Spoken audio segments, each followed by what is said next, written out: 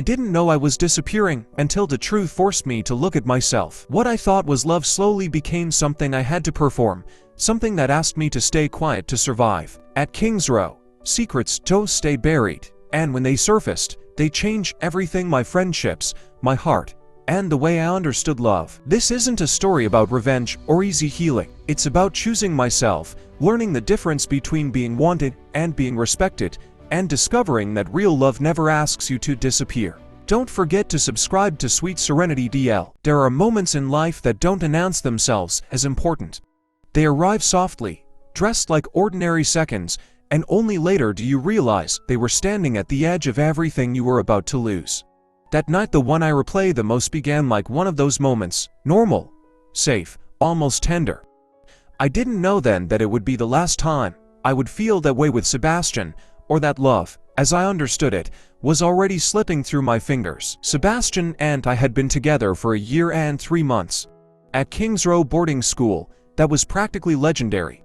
Relationships here were fragile things crushed by rumors, secrecy, and the constant pressure to perform perfection. But Sebastian and we were solid, or at least, that's what everyone believed. He was the boy teachers trusted, students admire, the one with effortless confidence and a smile that made people lean in. And I was his quiet Eli, the one who balanced him. The one he said made him feel real. That night, we were on a call, whispering the way you do when dorm lights are supposed to be out. I lay on my back, phone pressed to my ear, staring at the faint crack in the ceiling above my bed. Sebastian's voice was warm, familiar. He talked about the upcoming Founders Gala, about how exhausting it was to keep up appearances, about how he wished we could disappear somewhere no one knew us. I listened the way I always did, carefully, lovingly memorizing the sound of him. "You still there?" he asked softly. "Yeah." I smiled into the darkness. "I'm listening." He laughed, that laugh, the one that always made me feel chosen. Then, suddenly, his voice shifted, distracted. "Wait, hold on," he said. I heard a faint click. Someone's calling me. I should have hung up. I know that now, but before I could respond, before I could even process what was happening, the line didn't disconnect. It didn't go silent. Instead, it opened. "I told you not to call this late," Sebastian said, his tone different, lower, sharper. My chest tightened. Another voice reply, a boy's voice, calm, intimate, too close. "You said it was fine. You said you missed me." I sat up slowly in bed, my heartbeat suddenly loud in my ears. This wasn't meant for me. I knew that instinctively. And yet, there I was listening. "Not like this," Sebastian whispered. "If Eli hears." Eli, my name, spoken like a problem. I didn't breathe. I didn't move. My fingers curled tightly around my phone as if letting go would shatter something I wasn't ready to see break. "You're always worried about him," the other boy said. There was no jealousy in his voice, only familiarity. "You said you loved me." Sebastian. "Loved." Sebastian exhaled. Slowly. "I do." The word landed like a blow to my chest, not because I didn't understand it but because I did. The way he said it, the certainty. This wasn't a lie formed in panic. It was something rehearsed, something lived in. I ended the call. I don't remember deciding to do it. My thumb just moved. The screen went dark, and suddenly the room felt too small, too quiet, too real. I sat there for a long time, staring at nothing, waiting for my body to react. For tears, for anger, for something, but all I felt was numb. A hollow stillness, like I'd stepped outside myself. I didn't sleep that night. The next morning, Kingsrow looked the same: stone buildings washed in pale sunlight, students laughing as they crossed the courtyard, life continuing with cruel indifference. I told myself it was a misunderstanding, that maybe I misheard. That Sebastian would explain. He always explained. He always had a way of turning confusion into comfort. Then I saw them. Sebastian was standing near the library steps, posture relaxed, laughter easy. Beside him was a boy I recognized, vaguely dark hair, sharp eyes, a presence that felt familiar. Too familiar. Evan. I knew his name the way you know something you were never meant to know. Sebastian's hand brushed Evan's arm as he spoke. Something inside me cracked. Sebastian noticed me then.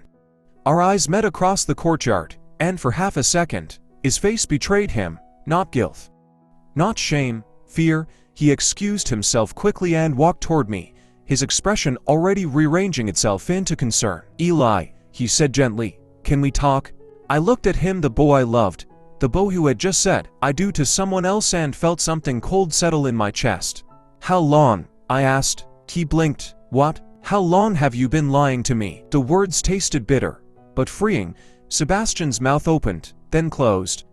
He glanced around, as if the walls themselves were listening. "Let's go somewhere quieter," he said, "please." In the library's far corner, surrounded by shelves heavy with unread truths, he finally spoke. 6 months. 6 months. I thought of the plans we'd made, the promises whispered in the dark. The way he held my hand like it meant something. "I never wanted to hurt you," Sebastian said, his voice trembling. "I thought I could manage it. I thought." "You thought you could have us both," I finished, my voice eerily calm. Silence stretched between us. I walked away. Outside, as the cold air hit my face, someone called my name. Evan stood a few feet away, uncertainty written all over him. "I didn't know," he said quickly. "He told me you two were over." I looked at him then, not as my enemy, but as something else entirely. Another casualty. And somewhere deep inside me, beneath the shock and the ache, a quiet thought began to form. Sebastian's truth was bigger than me, and it wasn't done revealing itself. I learned it very quickly, that betrayal does not end when the truth is spoken out loud. Because once a lie has lived inside your life for long enough, it begins to echo. And those echoes follow you into classrooms, into meals, into conversations that have nothing to do with the person who broke you, yet somehow still revolve around them. Kingsrow did not pause for my heartbreak. The bell still rang. Lessons still started. Laughter still spilled across the quad. And I walked through all of it feeling like I had become a ghost haunting my own routine, present but unseen, breathing but disconnected from the boy I had been only days before. Sebastian did not give me space the way he promised he would, because men like him confuse distance with rejection and rejection with the loss of control. So he lingered in places he knew I would pass through, leaning against stone pillars, with his hands in his pockets, watching me with an expression that suggested regret without responsibility, as though pain alone could absolve him of the damage he had caused. And each time our eyes met, I felt the familiar pull of who I used to be tug at me, whispering that love meant patience, that understanding was proof of maturity, that forgiveness was strength, even as another voice inside me, quieter but firmer, reminded me that endurance is not the same thing as safety. Evan avoided me at first, which I understood, because proximity can feel like accusation even when none is spoken. And yet I noticed the way his gaze followed me from across rooms, heavy with questions he did not know how to ask, until one afternoon in the east corridor, where the windows cast long shadows like prison bars across the floor, he stopped me with a single, careful word, my name spoken not with fear but with something closer to remorse. And when he said again that he had not known, that Sebastian had told him I was a story already finished, I believed him, not because I wanted to but because truth recognizes truth, and his eyes carried the same fracture I felt splintering inside my chest. What neither of us realized then was that Kingsrow was already watching, because secrets do not survive long in places where lives overlap so tightly, where whispered conversations travel faster than footsteps. And by the end of the week I could feel the shift in the air, the way conversations quieted when I entered a room, the way people looked at me with a mixture of pity and curiosity, as though my pain had become a narrative they were eager to consume. And it was in that charged, restless atmosphere that Nathan found me. Nathan had always existed on the edges of my life, a presence more felt than seen, the kind of person who listened longer than he spoke and remembered what others dismissed. And when he sat beside me in the study hall that evening, lowering his voice as if walls had ears, I knew instinctively that he was not there to offer comfort but clarity. He told me he used to date Sebastian, not briefly, not casually, but intensely, privately, and destructively. And as his words unfolded, I began to see a pattern that made my stomach twist, because Sebastian did not simply lie, he curated realities. He performed sincerity with the precision of an actor who knew exactly where the audience would be looking. Nathan showed me fragments, never overwhelming me, always asking before continuing, screenshots of conversations that mirrored my own memories too closely to dismiss, promises recycled with new names, affection rationed strategically, apologies delivered only when exposure threatened control. And somewhere between shock and understanding, I felt something inside me shift. Because betrayal hurts, but recognition changes you. And I realized that what had happened to me was not a mistake, or confusion, or love gone wrong, It was design. The confrontation happened sooner than I expected, not because I planned it, but because Sebastian did.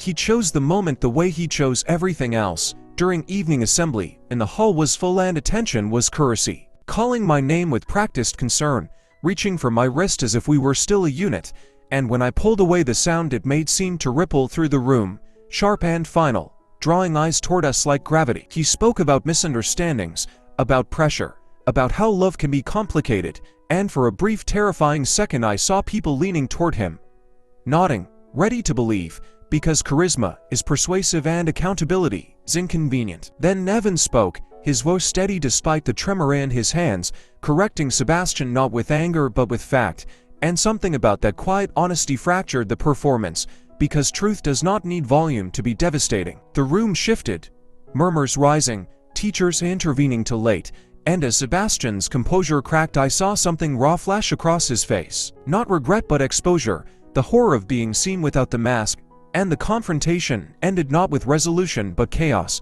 leaving all of us suspended in the aftermath like debris after impact. That night, I did not return to my dorm immediately, choosing instead to walk the perimeter of the grounds where the trees pressed close and the world felt temporarily smaller. And it was there, under a sky heavy with unasked questions, that Nathan walked beside me without speaking, offering presence instead of solutions, and I realized how rare that was, how healing it felt to exist without being managed, corrected, or rewritten. He did not tell me what to do next, did not push me toward vengeance or forgiveness. He simply reminded me that none of this was my fault, and sometimes hearing that from someone who has survived the same storm makes it settle deeper than reassurance ever could. When I actually returned to my room, exhausted in a way sleep could not fix, my phone buzzed with messages I was not ready to read, speculation and sympathy and sides being chosen without my consent, and yet beneath the nose there was a quieter realization forming, one that both terrified and steadied me, because while Sebastian had taken something from me, he had also revealed something I could not unsee, the difference between love that demands performance and love that allows truth. And though I did not yet know what healing would look like, or who I would become in its aftermath, I knew one thing with aching clarity. This was no longer just my story, and whatever came next would change all of us in ways we were not prepared for. By the time the consequences of the assembly confrontation began to settle into the bones of Kingsrow, it had become painfully clear that truth does not arrive as a single moment of clarity, but as a slow, relentless pressure that reshapes everything it touches. And I moved through those days feeling as though I were walking inside the aftermath of a storm that had exposed foundations no one wanted to admit were fragile. The halls buzzed with speculation, half-truths, and opinions sharpened by distance from the actual pain, and every glance I received carried weight, either sympathy heavy enough to suffocate or skepticism sharp enough to cut, reminding me that once a private wound becomes public, it stops belonging entirely to the person who suffered it. Sebastian responded the way men like him always do when control slips from their hands, not with full denial, but with strategic distortion, telling anyone who would listen that he had been misunderstood, that his actions were the result of confusion and pressure, that he was trying to figure himself out. And watching people not in agreement made something cold coil in my chest, because I recognized the tactic for what it was. The careful reframing of harm into self-discovery, the subtle implication that accountability was cruelty and silence was compassion. It was painful to realize how easily people accepted a narrative that spared them the discomfort of holding someone responsible. Nathan, however, refused to let the story settle into something convenient, and when he shared his experience during a student-led discussion that formed almost spontaneously in the common hall, the atmosphere shifted in a way that could not be undone. Because patterns have a way of dismantling excuses. He spoke without embellishment, without bitterness, outlining behaviors instead of emotions, describing cycles instead of moments, and as others began to speak, hesitant at first and then with growing confidence, it became clear that Sebastian's reach had been wider than any of us knew, his charm leaving bruises in places no one had compared before. Evan sat beside me during those discussions, close enough that our shoulders brushed occasionally, a silent acknowledgement of shared survival rather than romance or obligation. And though the weight of everything we had endured together was heavy, there was also something grounding in the fact that neither of us had to explain ourselves to the other. We listened, we breathed, we absorbed the realization that what had happened to us was not isolated or rare. And that understanding, while deeply unsettling, carried a strange sense of validation, as if the confusion that had haunted us for months finally had a name. The school administration attempted to intervene once the conversations grew louder, urging discretion, warning against defamation, and encouraging private resolution, and while their language was polished and their intentions framed as protection, it was impossible to ignore the underlying message that public comfort mattered more than personal truth. I watched Sebastian during those meetings, sitting with practiced remorse, head bowed at the right angles, eyes carefully wounded, and I felt something inside me detach completely. Because once you see the performance for what it is, you can never again confuse it with sincerity. It was during one of those tense afternoons, when the air felt electric with unspoken confrontation, that I found myself alone with Sebastian for the first time since the assembly.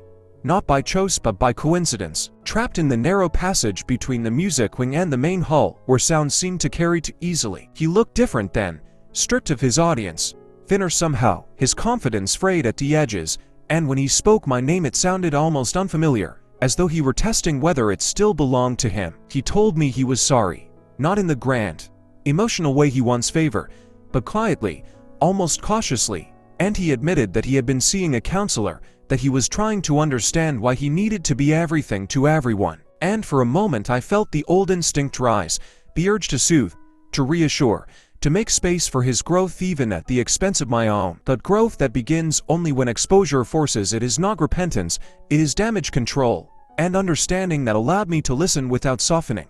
I told him I believed people could change, but that change did not entitle them to forgiveness or access. And as the words left my mouth I felt a steadiness I had not known I possessed, because boundaries, I was learning, are not cruelty, they are clarity.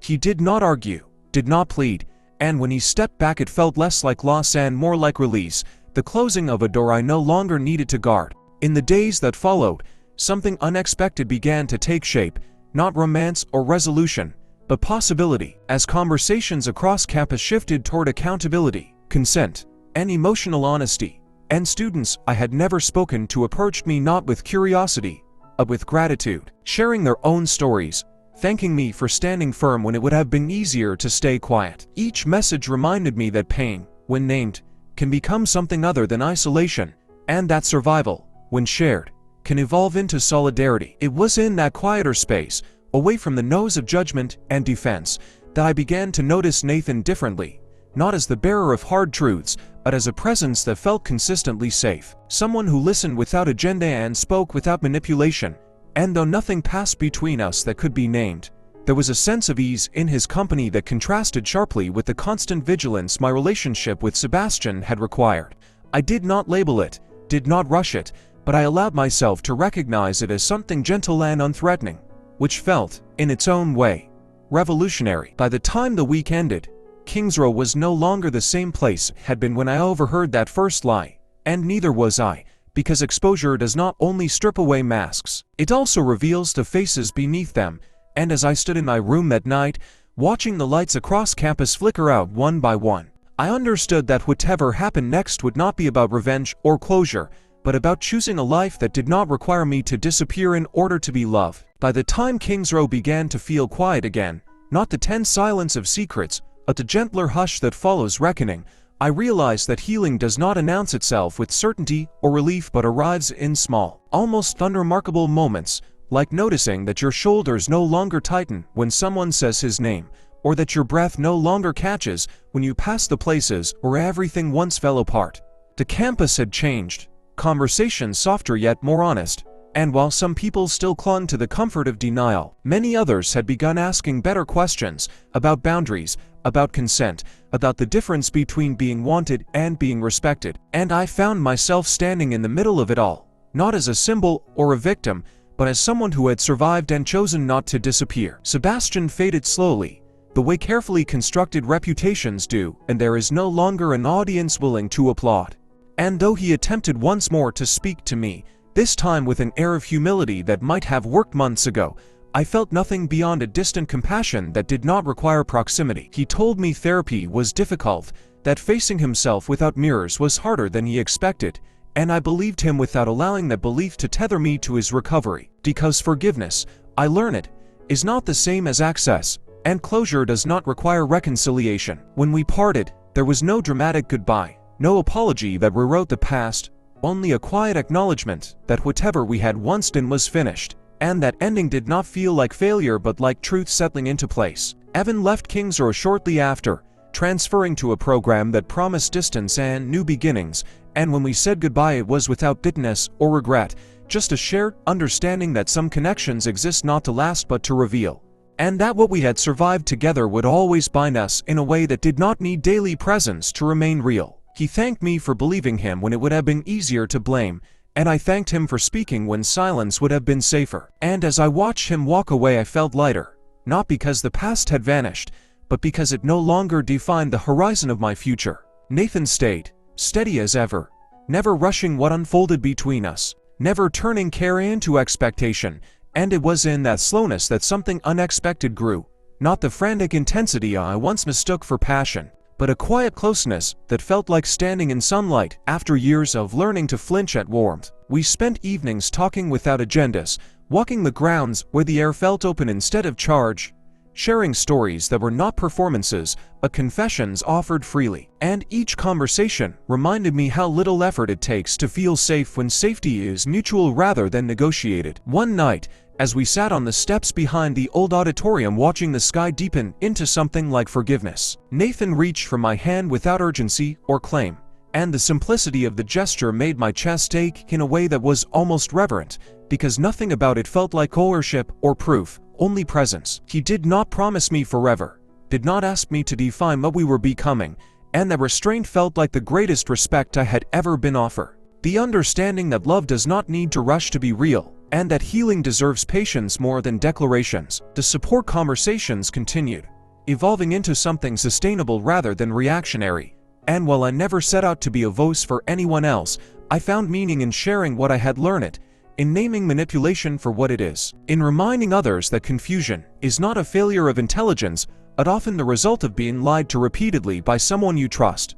Each time someone told me my story helped them recognize their own situation, I felt the weight of what I had endured shift slightly, transforming pain into purpose without demanding that I relive it endlessly. Leo, whose presence had steadied me through the worst of it, remained a constant, celebrating my progress in quiet ways, dragging me out for late-night walks and impulsive meals, reminding me through laughter that joy does not invalidate grief but coexists with it, and that reclaiming yourself is as much about pleasure as it is about reflection. With him, with Nathan, with the small community that had formed from shared honesty, I began to remember who I was before love taught me to doubt myself, and that remembering felt like coming home to a version of me I thought I had lost. Time, relentless and generous, did what it always does, softening edges without erasing meaning, and as graduation approached and conversations turned toward futures not yet written, I found myself imagining possibilities without fear, considering paths that did not revolve around someone else's needs,